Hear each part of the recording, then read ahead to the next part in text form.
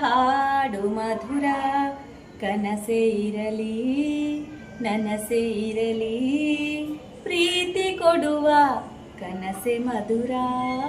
ಇದೇನಪ್ಪ ಇದು, ಏನೋ ಮಾತಾಡ್ತೀನಿ ಅಂತ ಬಂದಾಳೆ, ಇವತ್ತಾಕೋ ಹಾಡು ಹಾಡ್ಲಿಕತ್ತಾಳ ಅಂತ ಅನಿಸ್ತೇನ್ರಿ. ನಮಸ್ಕಾರ ರೀ. ಇವತ್ತು ನಾವು ನೆನಪಿನ ಬಗ್ಗೆ ಮಾತಾಡೋಣಂತ್ರಿ. ನೆನಪು ಎಷ್ಟು ಮಧುರವಾಗಿರ್ತದಲ್ರಿ. ನಮ್ಮ ಹಳೆ ಕಾಲದ ನೆನಪಾಗಿರ್ಬೋದು, ಕಾಲೇಜ್ ಲೈಫ್ ಆಗಿರ್ಬೋದು, ಪ್ರೈಮರಿ ಲೈಫ್ ಆಗಿರ್ಬೋದು, ಎಲ್ಲಾನು ನೆನಪಿಸ್ಕೊಳಿಕ್ಕೆ ಬಹಳ ಖುಷಿ ಅನಿಸ್ತದೆ. ಅದ್ರ ಬಗ್ಗೆ ಇವತ್ತ ಮಾತಾಡೋಣಂತ್ರಿ. ಇವಾಗ ನೋಡ್ರಿ, ಸ್ಕೂಲಲ್ಲೇ ಆಗಿರ್ಬೋದು, ಕಾಲೇಜ್ನಾಗನೇ ಆಗಿರ್ಬೋದು, ನೆನಪಿಟ್ಟುಕೊಳ್ಳುವಂತ ವಿದ್ಯಾರ್ಥಿಗಳು ಯಾರು ಅಂದ್ರ, ಒಂದು ರ್ಯಾಂಕ್ ಬಂದಿರ್ಬೇಕು, ಇಲ್ಲ ಅಂದ್ರ ಉಡಾಳ್ರಿರ್ಬೇಕು. ಪಕ್ಕ ಉಡಾಳ್ರೇನ್ ಇರ್ತಾರಲ್ರಿ, ಅಂತವ್ರು ಮಾತ್ರ ನೆನಪಿನಾಗಿರ್ತಾರೆ. ಯಾಕಂದ್ರ ಟೀಚರ್ಸ್ಗಳಿಗೆ ಎಷ್ಟು ಮಂದಿನಂತ ನೆನಪಿಟ್ಕೋಬೇಕು. ಯಾಕಂದ್ರೆ ಸಾವಿರಾರು ವಿದ್ಯಾರ್ಥಿಗಳು ಬಂದು ಹೋಗಿರ್ತಾರೆ ಅವ್ರ ಬಳಿ. ಅವ್ರಿಗೆ ಎಲ್ಲರನ್ನೂ ನೆನಪಿಟ್ಕೊಳ್ಳೋದು ಕಷ್ಟ ಅಲ್ಲ. ಯಾರು ಆ ವರ್ಷ ರ್ಯಾಂಕ್ ಬಂದಿರ್ತಾರಲ್ಲ ಅಂಥವ್ರು ನೆನಪಿಟ್ಕೋತಾರ. ಇಲ್ಲ ಅಂದ್ರೆ ಅವ್ರಿಗೆ ಕಾಡ್ಸೋದಾಗಿರ್ಬೋದು, ರೇಗ್ಸೋದಾಗಿರ್ಬೋದು, ಈ ತರ ಮಾಡೋಂಥ ಸ್ಟೂಡೆಂಟ್ಸ್ಗಳು ಇರ್ತಾರಲ್ರಿ, ಲಾಸ್ಟ್ ಬೆಂಚ್ ಸ್ಟೂಡೆಂಟ್ಸ್ ಅಂತ ಅನ್ಸ್ಕೊಂಡಿರ್ತಾರಲ್ಲ, ಅಂಥವ್ರು ಒಂದ್ ಸ್ವಲ್ಪ ನೆನಪಿನಾಗಿರ್ತಾರೆ, ಭಾಳ ನೆನಪಿನಾಗಿರ್ತಾರೆ ಅಂಥವ್ರು. ಹಂಗಂತ ನಾವು ಯಾರನ್ನೂ ಅಲ್ಲುಗಳಂಗಿಲ್ಲ ನೋಡ್ರಿ. ಯಾಕಂದ್ರ ಮುಂದೆ ಯಾರ ಲೈಫ್ ಹೆಂಗಾಗ್ತದೆ ಅಂತಾನೆ ಹೇಳಿಕ್ ಆಗಂಗಿಲ್ರಿ. ರ್ಯಾಂಕ್ ಸ್ಟೂಡೆಂಟ್ ಇದ್ದವರು ಬೇರೆ ಏನೋ ಆಗ್ಬೋದು, ಲಾಸ್ಟ್ ಬೆಂಚ್ ಸ್ಟೂಡೆಂಟ್ ಇದ್ದವರು ಏನೇನೋ ಆಗ್ಬೋದು. ಆ ಥರದ ಆಗುವಂಥ ಚಾನ್ಸಸ್ಗಳು ಭಾಳ ಇರ್ತಾವ್ರಿ. ಹೆಂಗಂದ್ರೆ ರ್ಯಾಂಕ್ ಅಂತ ಬಂದಿರ್ತಾರೆ ಇವಾಗ, ಅದ್ರ ಮುಂದೆ ಏನೋ ಪ್ರಾಬ್ಲಮ್ ಆಗಿ ಯಾವುದೋ ಕಾರಣಕ್ಕಾಗಿ ಸಣ್ಣ ಪುಟ್ಟ ಕೆಲಸ ಮಾಡ್ಕೊಂಡಿರ್ತಾರೆ ಅವರು. ಈ ಉಡಾಡ್ರು ಅಥವಾ ದಡ್ರು ಅಂತೇನು ಲಿಸ್ಟ್ನಾಗ ಇರ್ತಾರಲ್ಲ, ಅವ್ರು ಹೆಂಗ್ ಲೈಫ್ ಚೇಂಜ್ ಆಗಿರ್ತದೆ ಅಂತಾನೆ ಗೊತ್ತಿಲ್ರಿ. ಮುಂದೆ ಒಂದ್ಸಲ ಹೆಂಗೋ ಸೆಟಲ್ಡ್ ಆಗಿರ್ತಾರಲ್ಲ ಲೈಫ್ನಾಗ, ಅವಾಗ ನೋಡಿದಾಗ ಅವ್ರು ದೊಡ್ಡ ದೊಡ್ಡ ಪೋಸ್ಟ್ನಾಗ ಇರ್ತಾರೆ. ಈ ರ್ಯಾಂಕ್ ಸ್ಟೂಡೆಂಟ್ಗಳು ಅಂತ ಅನ್ಸ್ಕೊಂಡವ್ರನ್ನೇ ತಮ್ಮಲ್ಲಿ ಕೆಲ್ಸಕ್ಕೆ ಇಟ್ಕೊಳ್ಳೋ ಅಷ್ಟ್ರ ಮಟ್ಟಿಗೂ ಬೆಳೆದವ್ರು ಇದ್ದಾರೆ, ಹಂಗೂ ಬೆಳಿತಾರೆ. ಹಾಗಾಗಿ ಯಾರನ್ನೂ ಯಾವತ್ತೂ ಜಡ್ಜ್ ಮಾಡ್ಲಿಕ್ಕೇನೆ ಹೋಗ್ಬಾರ್ದ್ರಿ. ಈಗ ರ್ಯಾಂಕ್ ಸ್ಟೂಡೆಂಟ್ ಇದ್ದ ಮಕ್ಕಳು ಇರ್ತಾರಲ್ರಿ, ಅಂಥವ್ರ ಅಮ್ಮಗಳಿಗೆ ಒಂದು ಸ್ವಲ್ಪ ಹೆಮ್ಮೆ ಅನ್ನೋ ಫೀಲ್ ಇರ್ತದೆ, ನಮ್ಮ ಮಕ್ಕಳೇ ರ್ಯಾಂಕ್ ಹಂಗಂತ ಯಾರು ಸಿಟ್ಟಿಗೆ ಇರಬೇಡ್ರಿ. ನಾನು ಒಬ್ಬರಿಗೆ ಪರ್ಸನಲ್ ಆಗಿ ಅಂತ ಹೇಳಿಕತ್ತಿಲ್ಲ, ಸುಮ್ಮನೆ ಈ ಥರ ನಡೀತಿರ್ತಾವ ಅನ್ನೋದನ್ನ ಹೇಳಿಕತ್ತೀನಿ ನಾನು. ಈಗ ದಡ್ರಿದ್ದ ಹುಡುಗರಿಗೆ, ದಡ್ರಿದ್ದ ಅಮ್ಮಗಳು ಇರ್ತಾರಲ್ರಿ, ಅವ್ರೂ ರಿಸಲ್ಟ್ ತೊಗೊಂಬರಕ್ಕೆ ಹೋಗಿರ್ತಾರೆ. ಶಾಣೆ ಇದ್ದ ರ್ಯಾಂಕ್ ಸ್ಟೂಡೆಂಟ್ ಅಮ್ಮಗಳೂ ರಿಸಲ್ಟ್ ತರ್ಲಿಕ್ಕೆ ಹೋಗಿರ್ತಾರೆ. ರಿಸಲ್ಟ್ ತರ್ಲಿಕ್ಕೆ ಹೋಗುದಂದ್ರೇನು ದೊಡ್ಡ ಇದು ಬಿಡ್ರಿ ಅದು. ಅವಾಗ ಹೋಗೋ ಮುಂದಾಗ ಅವ್ರು ನಡೆಯೋರು ಯಾರು ಇರಂಗಿಲ್ಲ, ರ್ಯಾಂಕ್ ಸ್ಟೂಡೆಂಟ್ ಅಮ್ಮಂತಿರ್ನ. ಬೇಕಂತಾನೆ ಗೊತ್ತಿರ್ತದ ಇವ್ರ ಮಕ್ಕಳು ದಡ್ರು ಅಂತ ಗೊತ್ತಿರ್ತದ್ರಿ. ಅಂದ್ರೂ ಬಂದು ಕೇಳೋದು, ಏನ್ರಿ ನಿಮ್ಮ ಮಗ ಎಷ್ಟು ತೊಗೊಂಡ್ರಿ ಮಾರ್ಕ್ಸ್? ನಮ್ಮ ಮಗ ನೋಡ್ರಿ 98 ಅಬೌವ್ ತೊಗೊಂಡ್ರಿ. ಈ ಥರ ಗೊತ್ತಿದ್ರು ಈ ಥರ ಏಳ್ಸೋರು ಭಾಳ ಜನ ಇರ್ತಾರ್ರಿ. ಅದು ತಪ್ಪು ಅಂತಿರಂಗಿಲ್ಲ ಬಿಡ್ರಿ, ಮಕ್ಕಳ ಬಗ್ಗೆ ಹೆಮ್ಮೆ ಇರ್ತದ, ಅದಕ್ಕಾಗಿ ಹಂಗೆ ಮಾತಾಡ್ತಿರ್ತಾರೆ ಅವರು. ಇದಕ್ಕೆ ನಾನು ಒಂದು ಉದಾಹರಣೆ ಹೇಳ್ಬೇಕಂದ್ರೆ, ನಾವು 2 ವರ್ಷದಿಂದ ಗುರುವಂದನಾ ಕಾರ್ಯಕ್ರಮ ಅಂತ ಮಾಡಿದ್ವಿ. PUC ಫ್ರೆಂಡ್ಸ್ ಎಲ್ಲ ಸೇರಿಕೊಂಡು ಅವ್ರನ್ನೆಲ್ಲ ನಂಬರ್ ಹುಡುಕಿ ಎಲ್ಲರನ್ನೂ ಒಟ್ಟುಗೂಡಿಸಿ ಗುರುಗಳನ್ನ ಕರೆಸಿ ಭಾಳ ಅವ್ರನ್ನೆಲ್ಲರನ್ನೂ ಹೊಂದಿಸ್ಬೇಕಂದ್ರೆ ಕಷ್ಟನೇ ಇಲ್ರಿ. ಬೇರೆ ಬೇರೆ ಊರುಗಳಿಗೆ ಹೋಗಿರ್ತಾರ, ಎಲ್ಲೆಲ್ಲೋ ಸೆಟ್ಲ್ ಆಗಿಬಿಟ್ಟಿರ್ತಾರ.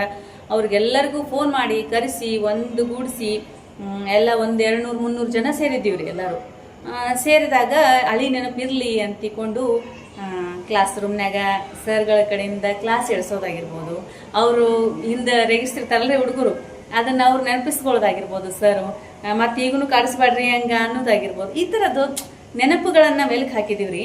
ಅವಾಗ ನಮ್ದು ಕೆಮಿಸ್ಟ್ರಿ ಸರ್ ಒಬ್ರು ಹೇಳ್ತಿದ್ರಿ, ಪಾಠ ಮಾಡುವಾಗ ಹೇಳಿದ್ರು, ನೀವು ಇಷ್ಟೆಲ್ಲ ಬೆಳೆದಿರಲ್ಲ, ನಿಮ್ಮನ್ನು ನೋಡಿದ್ರೆ ನಮಗೆ ಭಾಳ ಖುಷಿ ಅನಿಸ್ತದ. ಕೆಲವೊಂದ್ಸಲ ನಾವು ಗುರುಗಳನ್ನೇ ತಪ್ಪು ಮಾಡ್ತೀವೇನೋ ಅನಿಸ್ತದ.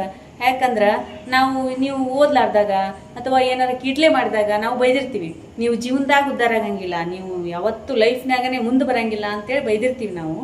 ಆದ್ರೆ ಅದು ಬೈಯೋದು ತಪ್ಪು ಅಂತ ನನಗೆ ಈಗ ಅನಿಸ್ಲಿಕ್ಕತ್ತದ. ಹಂಗ ಅಂದಿರ್ತೀವಲ್ಲ, ಹಂಗ ದೇವರು ಎಲ್ಲದಕ್ಕೂ ಅಸ್ತು ಅಂತಿರ್ತಾನಂತ.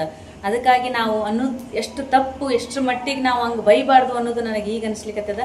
ಎಲ್ಲ ಗುರುಗಳಿಗೂ ನಾನು ಅದನ್ನೇ ಹೇಳ್ತೀನಿ, ದಯವಿಟ್ಟು ಮಕ್ಕಳಿಗೆ ಜೀವನದಾಗ ಉದ್ಧಾರ ಆಗಂಗಿಲ್ಲ ಅಂತ ಬೈಬಾಡ್ರಿ. ಯಾವುದಾದ್ರೂ ರೂಪದಾಗ ಅವರು ಮುಂದೆ ಬೆಳೆದೇ ಬರ್ತಾರ, ಬೆಳೆದೇ ಬೆಳಿತಾರ ಅಂತ ಹೇಳ್ತಿರ್ತೀನಿ ಅಂತ ಹೇಳಿದ್ರು ಅವ್ರ ಗುರುಗಳು.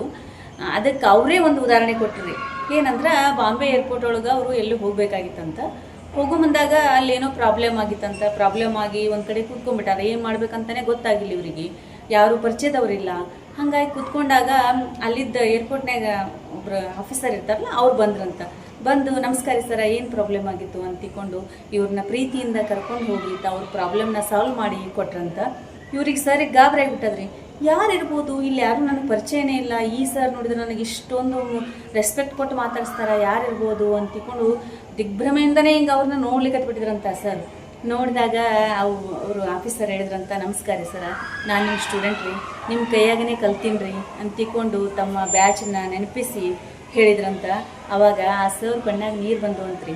ಯಾಕಂದ್ರೆ ಅವ ಸೆಕೆಂಡ್ ಕ್ಲಾಸ್ ಅಂತ್ರಿ, ಕಾಲೇಜ್ ಒಳಗೆ ಇರ್ಬೇಕಾದ್ರೆ ಅವನಿಗೆ ಯಾವಾಗಲೂ ಬೈತಿದ್ರಂತ, ಏನೋಲೆ ನೀನು ಯಾವಾಗ ಉದ್ಧಾರ ಆಗ್ತೀನಿ, ಜೀವನದಾಗ ಉದ್ಧಾರ ಆಗಂಗಿಲ್ಲ ಅಂತೇಳಿ ಇದೇ ಸರ್ನೇ ಎಷ್ಟೋ ಸಲ ಬೈದಿದ್ರಂತ ಅವ್ರಿಗೆ. ಆ ಪೋಸ್ಟ್ನಾಗ ಅವರು ಇರೋದು ನೋಡಿ, ಆ ಹುಡುಗ ತಮ್ಮನ್ನ ಪರಿಚಯ ಹಿಡಿದು ಮಾತಾಡಿಸಿ ಇಷ್ಟು ಗೌರವ ಕೊಟ್ಟಿದ್ದು ನೋಡಿ ಆ ಸರ್ಗೆ ಭಾಳ ಅಂದ್ರೆ ಭಾಳ ಹೆಮ್ಮೆ ಆಯ್ತಂತ್ರಿ. ನನ್ನ ಸ್ಟೂಡೆಂಟ್ ಹಿಂಗಿದ್ದಾನಲ್ಲ ಅಂತ ಒಂದು ರೀತಿ ನಾನು ಹಂಗೆ ಬೈಬಾರ್ದಾಗಿತ್ತಲ್ಲ ಅಂತಲೂ ಅನಿಸ್ತಂತ್ರಿ. ಹಂಗೆ ಈ ಥರನೂ ಇರ್ತಾವ್ರಿ. ಅದಕ್ಕೆ ಯಾರನ್ನೂ ಯಾವತ್ತೂ ಏನೂ ಅಳಿಯೋದು ನನಗೂ ಇಷ್ಟ ಇಲ್ಲ ನೋಡ್ರಿ. ಯಾರು ಹೆಂಗೆ ಆಗ್ತಾರಂತಲೇ ಹೇಳೋಕ್ಕಾಗಲ್ಲ. ಉದಾಹರಣೆಗೆ ಹೇಳ್ಬೇಕಂದ್ರೆ ನಮ್ಮ ಲೈಫ್ ಒಳಗೆ ನಡೆದಿದ್ದು ಅಂದ್ರೆ ನಾ ಪ್ರೈಮರಿ ಒಳಗಿದ್ದಾಗ ನಮ್ಮ ಜೂನಿಯರ್ ರೀ ಶರಣು ಅಂತೇಳಿ. ಶರಣು, ಈ ವಿಡಿಯೋ ನೋಡ್ತಿದ್ದೆ ಅಂದ್ರೆ ತಪ್ಪು ತಿಳ್ಕೊಬೇಡ, ನಿನ್ನ ಬಗ್ಗೆ ಹೇಳಿನಿ ಅಂತೇಳಿ. ನಿನ್ನ ಬಗ್ಗೆ ಹೆಮ್ಮೆ ಅನಿಸಿ ನಾ ಈ ಮಾತನ್ನು ಹೇಳಿಕತ್ತೀನಿ. ಹೆಂಗಂದ್ರೆ ಆ ಪ್ರೈಮರಿ ಒಳಗಿದ್ದಾಗ ರೀ, ಇದು ನಾನು ಹೇಳ್ತಿರೋದು 2ನೇ 3ನೇ ಇಷ್ಟೇ ರೀ, 3-4ನೇ ಇರ್ಬೇಕಾದ್ರೆ. ಅವಾಗ ಅದು ಹಳ್ಳಿ ಅಲ್ರಿ, ಹಳ್ಳಿ ಇದ್ದಾಗ ನಾವೆಲ್ಲರೂ ದಡ್ರೆ ರೀ. ಅವಾಗ ಯಾರು ಮಾರ್ಕ್ಸ್ ನೋಡಿದ್ರೆ ನಮ್ದು ಇವಾಗನೇ ಇದು ಆಗ್ತದ್ರಿ. ಆದ್ರೆ ನಾವು ಭಾರಿ ಶಾಣೆ ರೀ. ಅವಾಗ ದಡ್ಡರಿದ್ರು ಭಾರಿ ಶಾಣೆ ಅಂತ ಅನ್ಸ್ಕೋತಿದ್ವಿ. ಯಾಕಂದ್ರೆ ಸ್ಕೂಲ್ನಾಗ ಅಷ್ಟಕ್ಕಷ್ಟೇ ಇದ್ವಿ ನಾವೆಲ್ಲರೂ. ಹಂಗಿರ್ಬೇಕಾದ್ರೆ ಅವ ಭಾಳ ಮುಗ್ಧ ಇದ್ದಾರೆ. ಅವ್ರ ಅಜ್ಜಿ ಹೆಸರು ತುಳಸಾಬಾಯಿ ಅಂತಿತ್ರಿ. ಹಳ್ಳಿ ಒಳಗೆ ಎಲ್ಲರೂ ತುಳಸಾಬಾಯಿ ಅಂತ ಯಾರು ಕರೀತಾರೆ? ಯಾರು ಕರೆಯಂಗಿಲ್ಲ. ಹಂಗಾಗಿ ಚುಳ್ಚವಮ್ಮ ಅಂತಿದ್ವಿ ಅವ್ರ ಅಜ್ಜಿಗೆ ನಾವೆಲ್ಲರೂ. ಅನ್ನುವಾಗ ಅವ ಯಾರಿಗೂ ಏನೂ ಅಂತಿದ್ದಿಲ್ರಿ. ಆ ಹುಡುಗ ಭಾಳ ಅಂದ್ರೆ ಭಾಳ ಸಂಬಾಯ್ತಿತ್ರಿ. ಸ್ಕೂಲಿಗೆ ಬರವ ತನ್ನಷ್ಟಕ್ಕೆ ತಾನು ಹಿಂದೆ ಕೂಡವ, ಯಾರ ಜೊತೆನೂ ಮಾತಾಡ್ತಿದ್ದಿಲ್ಲ. ಹಿಂಗಿದ್ದಾಗ ಎಲ್ಲರೂ ಅವನಿಗೆ ರೇಗಿಸೋರಿ, ಚುಚೋಮ್ ಬಂದ ಅಂತ ಈ ಥರ ರೇಗಿಸೋರಿ ಅವನಿಗೆ. ಸರ್ ಹಿಡ್ಕೊಂಡು ಎಲ್ಲರೂ ಹಂಗೆ ಹೇಳೋರು ಅವನಿಗೆ. ಹಂಗೆ ಹೇಳೋರು, ಏನಪ್ಪ ಅವ ಅಳತಿದ್ದಾರೆ ಬರೇ ಹಿಂಗೆ ಅನ್ನೋ ಸಲುವಾಗಿ ಯಾರಿಗೂ ಏನೂ ಅಂತಿದ್ದಿಲ್ಲ. ಈಗ ಹೆಂಗಂದ್ರೆ ಸ್ಟ್ರಾಂಗ್ ಇದ್ದ ಹುಡುಗರಿಗೇನೆ ರೆಸ್ಪೆಕ್ಟ್ ಜಾಸ್ತಿ ರೀ, ಸಂಬೈತಿದ್ದವ್ರಿಗೆ ಯಾರೂ ಇದು ಮಾಡಂಗಿಲ್ಲ. ಇದಕ್ಕೊಂದು ಉದಾಹರಣೆ ಹೇಳ್ಬೇಕಂದ್ರೆ ರೀ, ಆಮೇಲೆ ಮುಂದೆ ನೆಕ್ಸ್ಟ್ ತೋರಿಸ್ತೀನಿ ರೀ ಅದನ್ನ ನೆಕ್ಸ್ಟ್ ಮುಂದುವರಿಸ್ತೀನಿ ರೀ ಅದನ್ನ. ಇದಕ್ಕೊಂದು ಉದಾಹರಣೆ ಹೇಳ್ಬೇಕಂದ್ರೆ, ಮೊನ್ನೆ ಒಂದು ಯಾವುದೋ ಪಿಕ್ಚರ್ ನೋಡ್ಲಿಕ್ಕತ್ತಿದ್ದೆ ರೀ ನಾನು. ನೋಡೋ ಮುಂದಾಗ ಗೋಲ್ಡ್ ಮೆಡಲಿಸ್ಟ್ ಒಂದು ಹುಡುಗ ಬಂದು ಒಂದು ಹುಡುಗಿಗೆ ಐ ಲವ್ ಯು ಅಂತ ಹೇಳ್ತಾನೆ ರೀ. ಆದ್ರೆ ಆ ಹುಡುಗಿ ಏನಂತಾಳ್ರಿ, ನೀನು ಭಾಳ ಒಳ್ಳೆಯವಿದ್ಯೋ, ಅದಕ್ಕೆ ನನಗೆ ನೀ ಇಷ್ಟ ಇಲ್ಲ ಅಂತ ಹೇಳ್ತಾಳೆ. ಅವನಿಗೆ ಗಾಬರಿ ಆಗ್ತದ ಹುಡುಗ, ಯಾಕೆ ನಾ ಯಾಕೆ ಇಷ್ಟ ಇಲ್ಲ ಅಂತಂದಾಗ ಐ ಲೈಕ್ ಬ್ಯಾಡ್ ಬಾಯ್ಸ್ ಅಂತ ಹೇಳ್ತಾಳ್ರಿ ಆ ಹುಡುಗಿ. ಅಂದ್ರೆ ಏನು ಹೇಳ್ಬೇಕು ಹೇಳ್ರಿ, ಹಂಗೆ ಉಡಾಳಿದ್ದ ಹುಡುಗರನ್ನೇ ಹುಡುಗಿಯರು ಇಷ್ಟಪಡ್ತಾರೆ ಭಾಳ. ಹಂಗಿದ್ದಾರೆ ಅವ ಹುಡುಗ ಸಂಬೈತಿದ್ದ ಅಂತ ಹೇಳಿದ್ನಲ್ರಿ ಶರಣು. ಅವಾಗ ನಾವು ಬೇರೆ ಕಡೆ, ನಂದು 7th ಮುಗಿತು, ನಾನು ಬೇರೆ ಊರಿಗೆ ಬಂದೆ ಕಲೀಲಿಕ್ಕೆ. ಅವ್ರಮ್ಮ ಏನೂ ಕಲ್ತಿಲ್ರಿ ಕರೆ. ಆದ್ರೆ ಅವ್ರಮ್ಮ ಏನು ಮಾಡಿದ್ರಿ, ಎಲ್ಲ ಮಕ್ಕಳನ್ನೂ ಬೇರೆ ಬೇರೆ ಕಡೆ ಎಲ್ಲ ಕಡೆ ಕೇಳ್ಕೊಂಡು ಹೋಗಿ ದೊಡ್ಡ ದೊಡ್ಡ ಸ್ಕೂಲ್ಗಳಿಗೆ ಹಾಕಿದ್ರಿ. ಅಂದ್ರೆ ಸಿದ್ಧಗಂಗಾ ಮಠಕ್ಕೆ ಒಂದು ಹುಡುಗನಿಟ್ಲು, ಗದಗಿಗೆ ಒಂದು ಹುಡುಗನಿಟ್ಲು, ಹಿಂಗೆಲ್ಲ ಇಟ್ಟು ಸಾಲಿ ಕಲಿಸಿದ್ರಿ. ಈಗೀಗ ಇತ್ತೀಚೆಗೆ ಮೊನ್ನೆ ಫೇಸ್ಬುಕ್ನಾಗ ಅವ್ನ ಫೋಟೋ ನೋಡಿದಾರೆ, ಅದೇ ಶರಣುಂದನೇ. ಹೆಂಗಾಗ್ಯಾನಂದ್ರಿ, ಅವ ಟೀಚರ್ ಆಗ್ಯಾನ್ರಿ. ಈಗ ಯಾದಗಿರಿ ಜಿಲ್ಲೆಗೆ ಎಲ್ಲ ಟೀಚರ್ಸ್ಗಳ ಮೇಲೆ ಅಧ್ಯಕ್ಷ ಆಗ್ಯಾನ್ರಿ. ಎಷ್ಟು ಹೆಮ್ಮೆ ಅನಿಸ್ತದೆ ಹೇಳ್ರಿ. ಅದು ಹೆಂಗೆ ಗೊತ್ತಾಯ್ತು ನನಗಂದ್ರೆ, ನಮ್ಮ ಫ್ರೆಂಡ್ ಒಂದ್ಸಲ ಸ್ಟೇಟಸ್ ಇಟ್ಟಿಲ್ರಿ, ಆಕಿನೂ ಟೀಚರ್ ಇದ್ದಾಳೆ ಅಲ್ಲೇ. ಅವಾಗ ಆಕಿಗೆ ಕೇಳಿದೆ ನಾನು, ನಿಮ್ಮ ನಡುವು ನಿಂತಾರಲ್ಲ ಸರ್ ಯಾರು ಅಂತ ಕೇಳಿದೆ. ಅವರು ನಮ್ಮ ಸರ್ ಮ್ಯಾಲಿನವ್ರು, ಅವರು ನಮ್ಗೆಲ್ಲ ಸರ್ಗಳಿಗೂ ಹೆಡ್ ಅವರು ಅಂತ ಹೇಳಿದ್ಲಕ್ಕಿ. ನನಗೆ ವಂಡರ್ ಆಗ್ಬಿಡ್ತ್ರಿ, ಅಂಥ ಶರಣು ಹಿಂಗಾಗ್ಯಾನ ಈಗ ಅಂತೇಳಿ. ಅವಾಗಿಂದ ನನಗೆ ಅದೇ ಅನಿಸ್ತದ ನೋಡ್ರಿ, ಯಾರನ್ನೂ ಯಾವತ್ತೂ ಏನೂ ಅಳಿಬಾರ್ದ್ರಿ, ಮುಂದೆ ಹೆಂಗೆ ಆಗ್ತಾರಂತಾನೆ ಹೇಳಿಕ್ಕಾಗಂಗಿಲ್ಲ. ಇದೊಂದು ಜಸ್ಟ್ ಉದಾಹರಣೆ ಕೊಟ್ಟೇರಿ ಅಷ್ಟೇ. ನಾನು ಹಿಂಗೆ ಭಾಳ ಆಗಿರ್ತಾವ ಅಂತ ಹೇಳ್ತೀನಿ ರೀ ನಾನು.